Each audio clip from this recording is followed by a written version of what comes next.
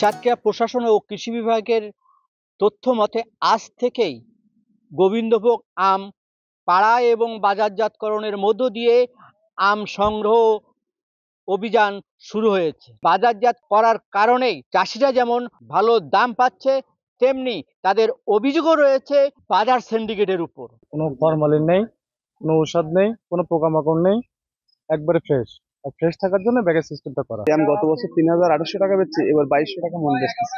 ডেটটা আমাদের আর ৫ দিন আগে দিত, তা আমরা মনে হয় যে আমরা কৃষকরা আরো লাভবান হতাম, ক্ষতিগ্রস্ত হতাম না। আমরা বিভিন্ন সিন্ডিকেটের কবলে পড়ি। যখন বলে আমের দাম কমে গিয়েছে, অথবা হলো বলে যে বসেন অপেক্ষা করেন, এই বলতে বলতে আমরা একটা কবলে পড়ে যাই। যা প্রকৃত বাজার মূল্য ৩,০০০ টাকা, সেটার আইসি হলো ১২০০ টাকায় অনেক সময় দিয়ে আসতে বাধ্য হতে, কারণ কাঁচামাল এর কোনো সংরক্ষণের পদ্ধতি আমাদের নেই। সেই গোবিন্দভোগ আম বাজারে উঠেছে ব্যাপক হারে, আর একই সাথে সমস্ত বাগান থেকে কিছু না কিছু আম আসায় বাজার আমে সয়লাব হয়ে গেছে। বাগানে আম পাড়ার হিড়িক পড়ে গেছে।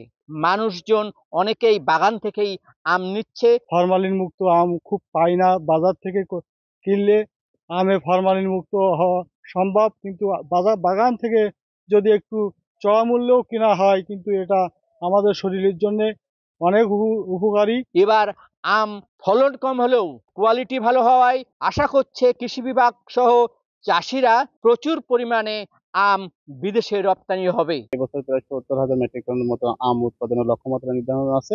এবার আবহাওয়া ভালো ছিল, আমরা আশা করছি আমাদের এই লক্ষ্যমাত্রা পূরণ হবে। এছাড়াও সাতক্ষীরার আম, গোবিন্দভোগ, গোপালভোগ, ল্যাংড়া এবং আম্রপালি বিদেশে যেয়ে থাকে। আমাদের ইতিমধ্যে আমরা এই কৃষকদেরকে প্রশিক্ষণ দিয়েছি। আমাদের যারা রপ্তানিকারক আছে তাদের সাথে এই কৃষকদের সংযোগ আছে। চাষিরা বলতে চায় তারা ন্যায্য মূল্য পায় না শুধুমাত্র সিন্ডিকেটের কারণেই। সিন্ডিকেটের কবল থেকে বাঁচতে তারা বারবার প্রশাসনের দ্বারস্থ হয়েছে।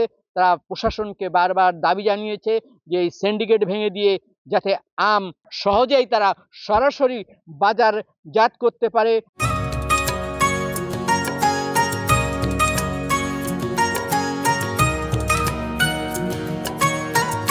এই ছিল সাতক্ষীরার আম বাগান থেকে মুমতাজ আহমেদ বাপি, সময় সংবাদ, সাতক্ষীরা।